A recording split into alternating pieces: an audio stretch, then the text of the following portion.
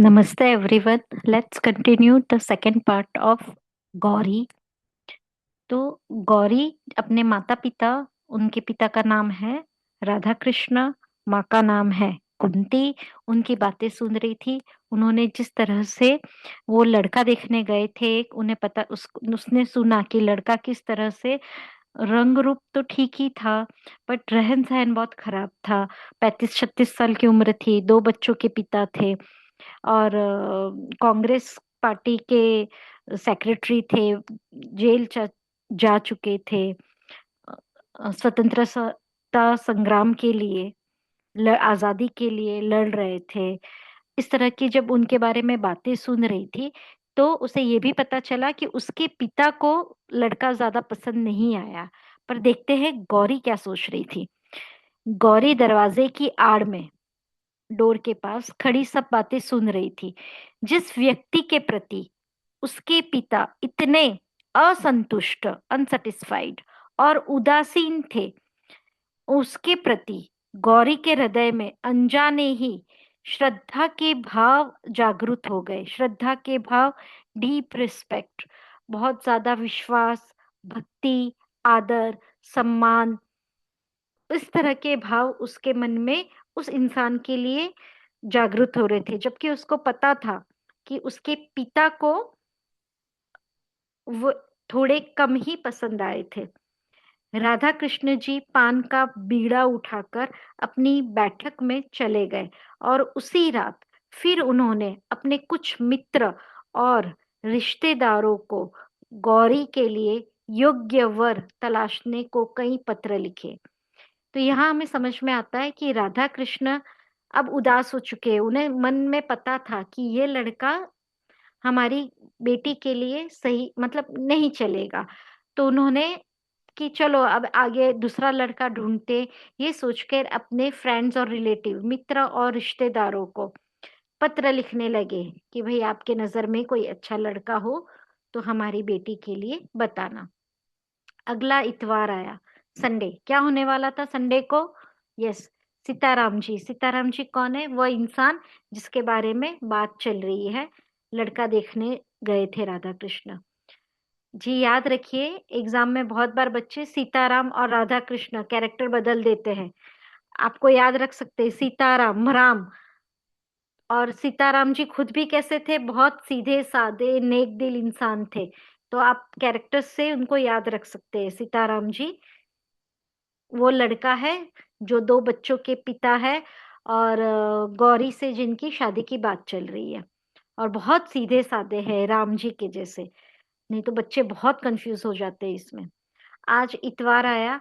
आज ही सीताराम जी गौरी को देखने या अपने आप को दिखलाने आएंगे। यहाँ ऐसा क्यों लिखा है अपने आप को दिखलाने आएंगे? क्योंकि यहाँ ज्यादा पॉइंट्स गौरी के पास है ऑफ कोर्स। तो दिखलाने आए हैं, बट ठीक है, ऐसा कुछ पूछता नहीं है कोई। राधा कृष्ण जी ने यह पहले से ही कह रखा है कि किसी बाहर वाले को कुछ ना मालूम पड़े कि कोई कोई गौरी को देखने आया है। राधा कृष्ण कौन है यहाँ पे? गौरी के पिता। उन्होंने पहले ही बोल दिया कि किसी को पता नहीं चलना चाहिए कि आज कोई देखने आया। पुराने जमाने की बातें, लोग सौ तरह की बातें करेंगे और उनको पता भी था कि यहाँ कुछ होने वाला नहीं है। मन ही मन उनको पता था कि हम तो मना करने वाले। अतएव यह बात कुछ गुप्त रखी गई थी। किसी को नहीं बताया था कि आज कोई लड़का देखने वाला आने वाला है। घर के भीतरी आंगन में ही, अंदर वाले आंगन में उनके बैठने का प्रबंध किया गया था। इंतजाम किए गए थे, अरेंजमेंट्स। 3-4 कुर्सियों के बीच में क्या इंतजाम किए गए थे? आंसर, 3-4 कुर्सियों के बीच में एक मेज है जिस पर एक साफ धुला हुआ खादी कपड़ा बिछा दिया गया है। खादी मतलब सीधा सादा सा कपड़ा एक बिछा दिया गया है। एक ग्लास में आंगन से ही कुछ गुलाब के फूल लेके आए हैं और उन्हें गुलदस्ते के जैसे सजा दिया गया है। बहुत ही साधारण सा आयोजन है। बहुत ही सिंपल सा एक अरेंजमेंट किया गया है। सीताराम जी सरीखे व्यक्ति के लिए किसी विशेष आडंबर की आवश्यकता भी तो न थी। ये लाइन एक्सप्लेनेशन के लिए पूछा जाता है। तो इसका मतलब है सीताराम किस तरह के इंसान थे? कैरेक्टर स्केच लिखोगे आप। सीताराम जी सीधे साधे थे, खादी कपड़ा पहनते थे, फटी हुई चप्पलें रहती थी, बहुत बेसिक सा कमाते थे। उनका आप आय लिख सकते हो। और वो महिलाओं की रिस्पेक्ट करते थे, उन्हें आदर सम्मान देते थे।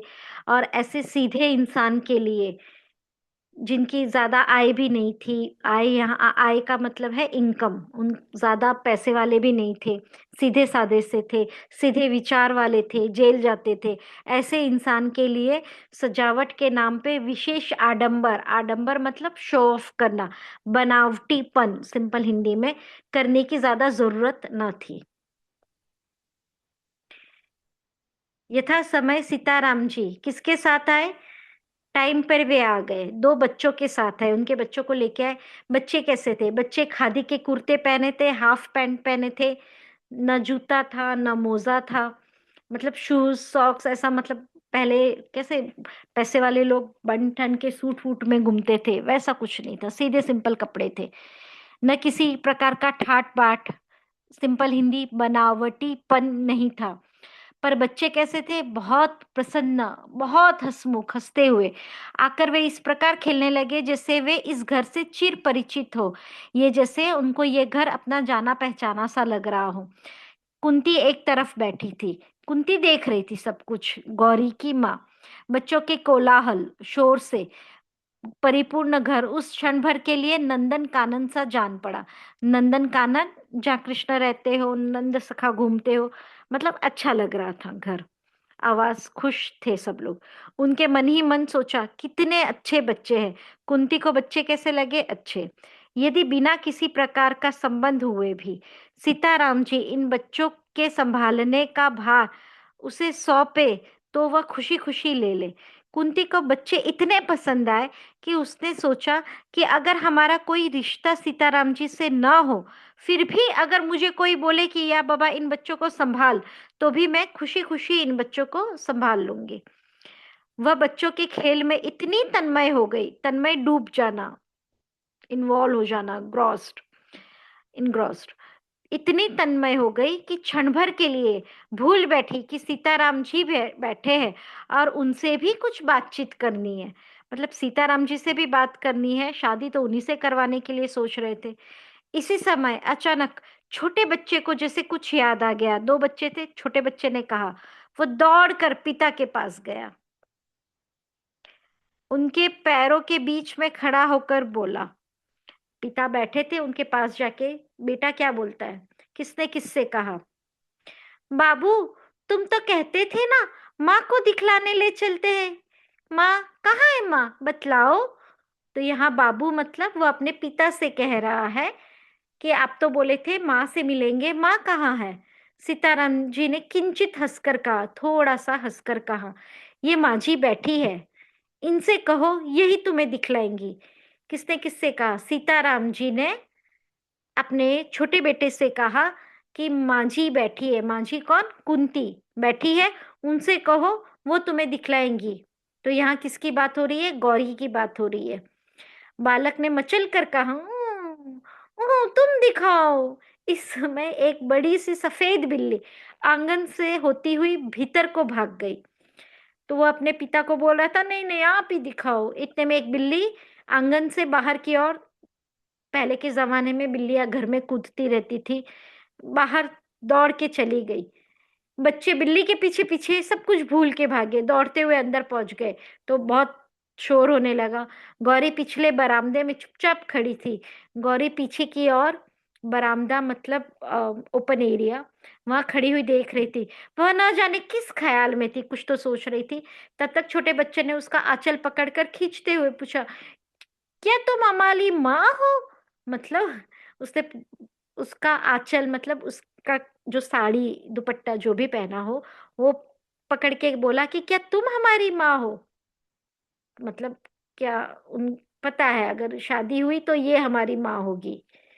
गौरी ने देखा, हष्ट पुष्ट, हष्ट पुष्ट हेल्दी, स्वस्थ, सुंदर सा बालक। से मैं हिंदी मीनिंग भी, सिंपल हिंदी भी बोल रही हूँ आपको आंसर्स के लिए इजी हो। हष्ट पुष्ट हेल्दी मतलब एक स्वस्थ सुंदर सा भोला भाला बालक। उसको देख के उसने गौरी ने क्या किया, उस बालक को गोद में उठाकर कहा, हाँ तो क्या तुम हमारी माँ हो? तो उसने कहा हाँ। बच्चे ने फिर उसी स्वर में पूछा, हमारे हमारे घर चलोगी ना? हमारे घर चलोगी? बाबू तो तुम्हें लेने आए हैं और हम भी आए हैं। मतलब हम भी आए हैं, बाबू भी आए हैं, हम तो तुम्हें लेने आए, चलो घर हमारी माँ बन के। अब तो गौरी उनकी बातों का उत्तर न दे सकी। पूछा तो उसने बात टालते हुए पूछा, मिठाई खाओगे? हाँ खाएंगे। दोनों ने ही एक ही स्वर में उत्तर दिया। किसने किससे कहा? गौरी ने बच्चों से। कुछ क्षण बाद कुंती ने अंदर आकर देखा कि छोटा बच्चा गौरी की गोद में और बड़ा उसी के पास बैठा मिठाई खा रहा है। तो हमें कैसे समझ में आता है? गौरी का चरित्र चित्रण कीजिए, कैरेक्टर स्केच। उसमें एक पॉइंट ये भी है कि गौरी ममतामयी है, बहुत ही दया भाव वाली, बच्चों से प्रेम करने वाली है। तभी ये आंसर है उसका कि एक बच्चा उसके पास बैठा था और एक मिठाई खा रहा था। निश्वास के साथ कुंती बाहर चली गई। निश्वास शांति से वो बाहर चली गई। अच्छा ओके चलो ठीक है, बाहर जाओ, चलो ओके। थोड़ी देर बाद जो ही गौरी ने ऊपर आंख उठाई, उसने माता पिता दोनों के सामने खड़ा पाया। थोड़ी देर के बाद उसने उस पर देखा, वो बच्चे की ओर देख रही थी। आप इमेजिन कीजिए सिचुएशन, बच्चे हैं, दो खड़े हैं, एक मिठाई खा रहा है, एक खड़ा है। गौरी छोटे बच्चे की ओर देख रही है। ऊपर देखा तो सामने कौन है? उसके पेरेंट्स खड़े हुए हैं। पिता ने स्नेह के स्वर में प्यार से कहा, बेटा जरा चलो, चलती हो ना? कहाँ ले जाना है बच्चे को? तो गौरी को बोल रहे कि चलो। कहाँ चलना है? बाहर सीताराम जी बैठे हैं, लड़का बाहर बैठा है, चलो बाहर की ओर जाते हैं। अंदर लिविंग एरिया हो या कहाँ, अंदर जहाँ अरेंजमेंट की थी बैठने की, वहां पे। गौरी ने कोई उत्तर न दिया। उसने बच्चों का हाथ मुंह धुलाया, उन्हें पानी पिलाया, माँ के पीछे पीछे बाहर चली गई। तो गौरी कैसी है? सुंदर, सुशील, समझदार, बच्चों से प्यार करती है, माँ का कहना मानती है, माँ के पीछे पीछे बाहर भी गई। बच्चे अब भी उसी को कह रहे थे, बच्चे उसको पसंद कर रहे हैं, वे उसे छोड़ना नहीं चाहते थे। बड़ी मुश्किल से सीताराम जी ने उन्हें बुलाकर कुछ देर अपने पास बिठा सके।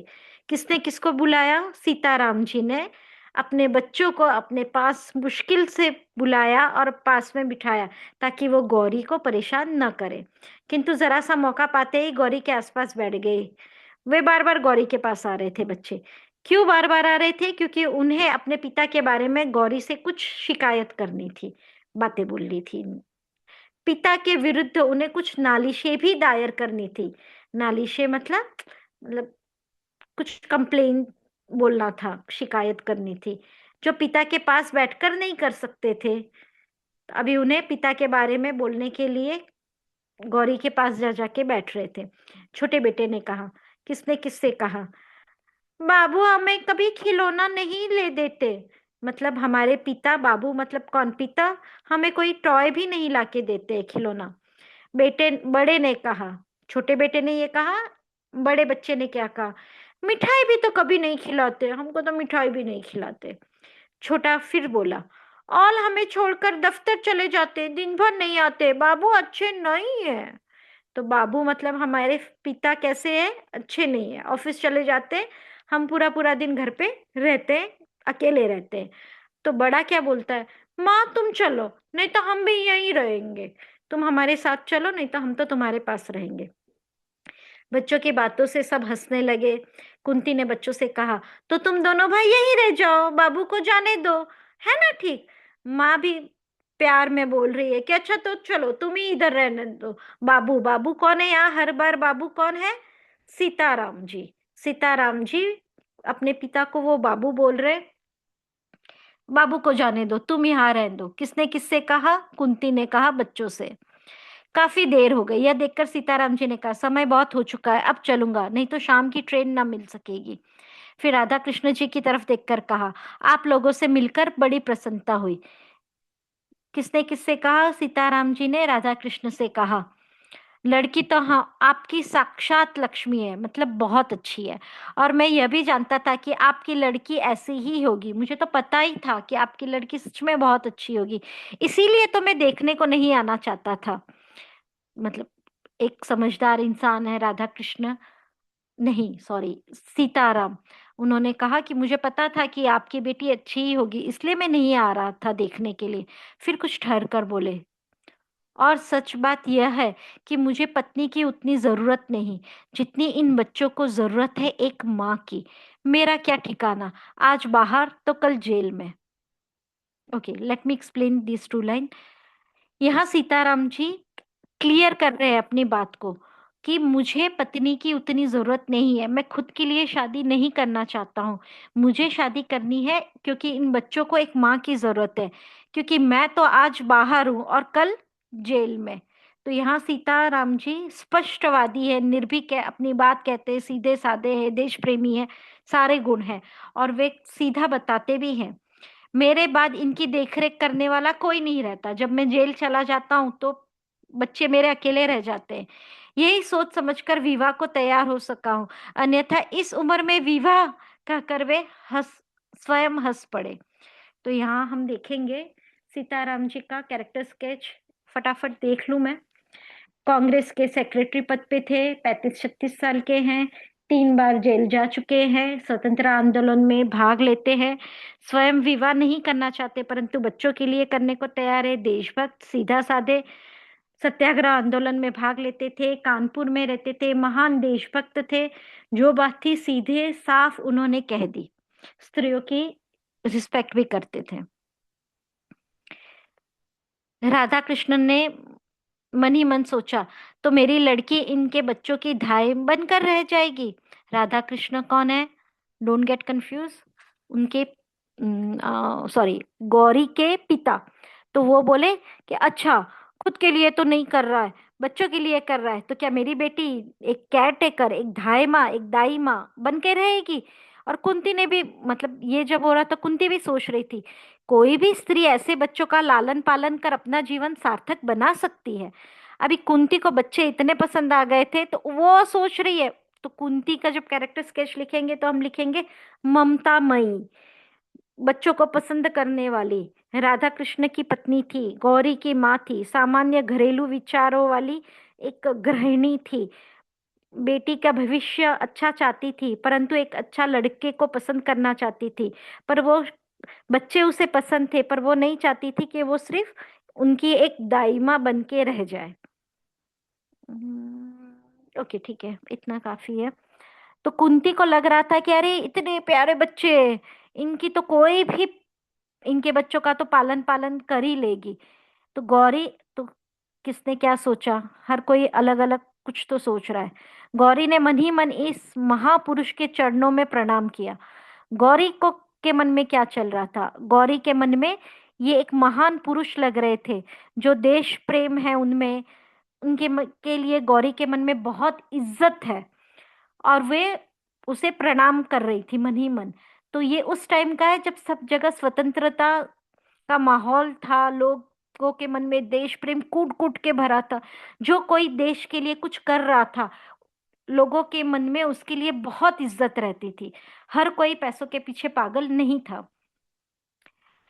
और उसने बच्चों की और ममता भरी प्यार से दृष्टि से देखा, जैसे ये दृष्टि कह रही थी कि किसी, गौरी क्या सोच रही थी, किसी विलासी युवक की पत्नी बनने के बजाय मैं इस भोले भाले बच्चों की माँ बनना पसंद करूंगी। तो गौरी कहीं ना कहीं उन बच्चों की माँ बनना उसे पसंद था।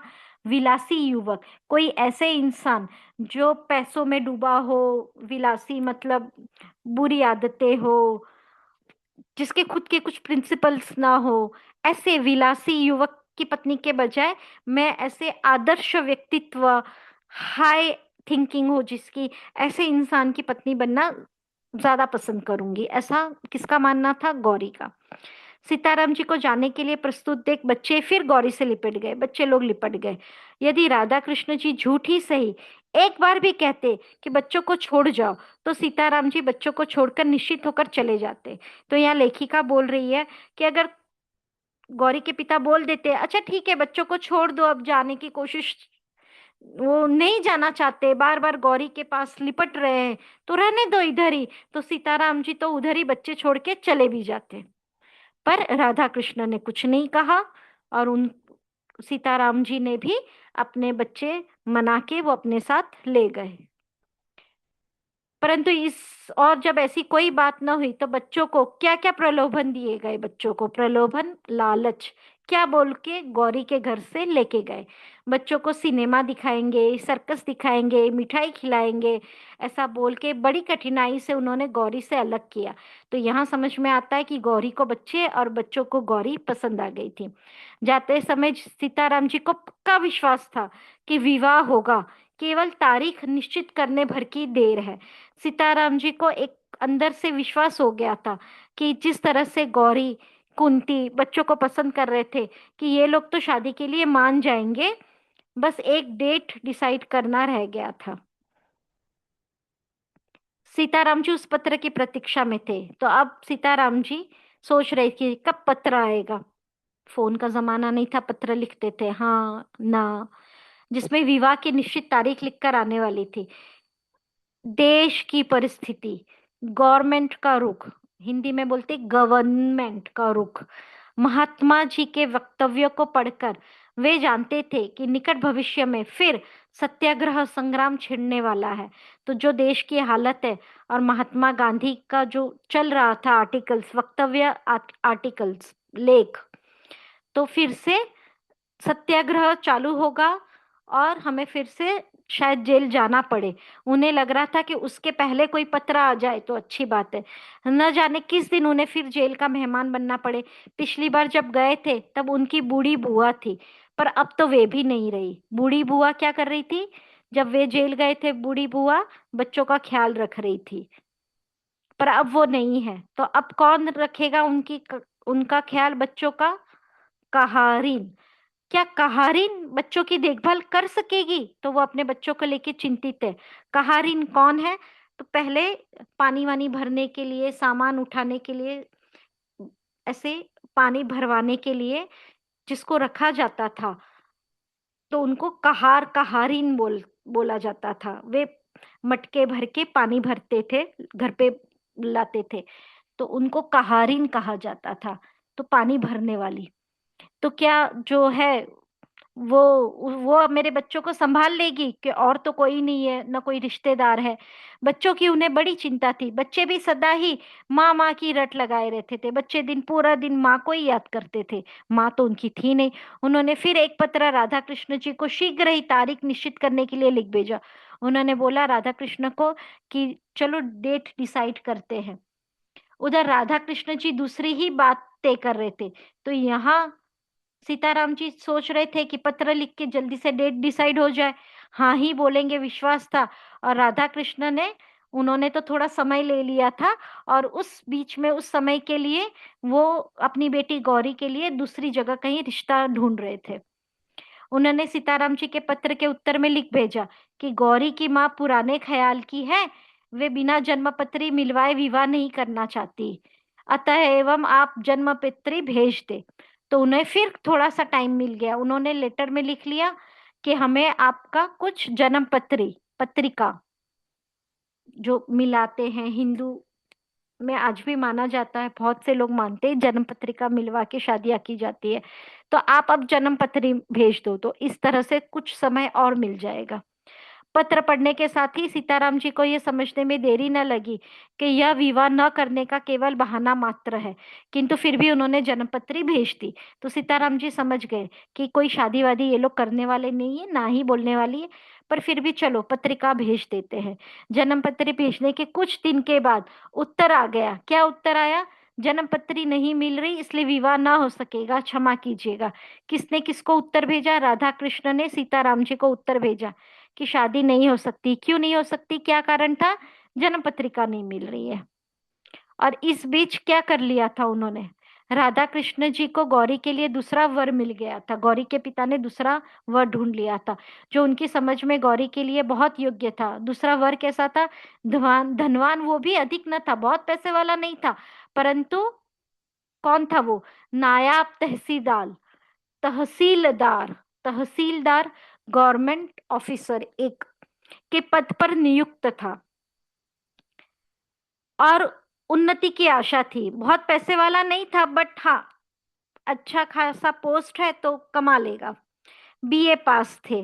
दिखने में अधिक सुंदर न थे, बहुत सुंदर नहीं था, इनफैक्ट वो बदशक्ल ही थे, गंदे ही दिखते थे।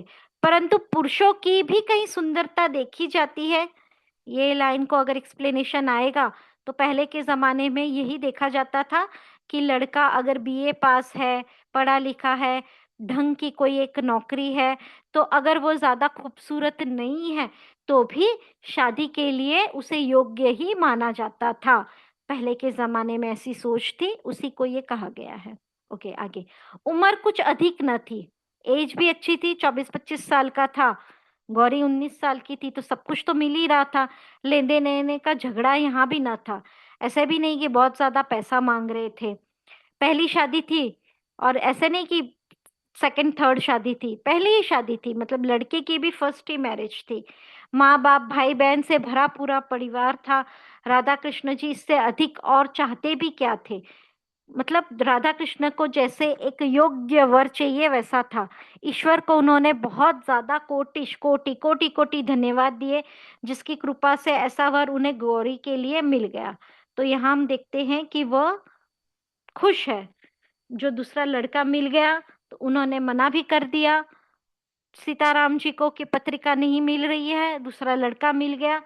और कुंती को भी पसंद आ गया लड़का, राधा कृष्ण को भी पसंद आ गया, और दूसरे लड़के से आगामी आषाढ़ में उनका विवाह निश्चित हो गया।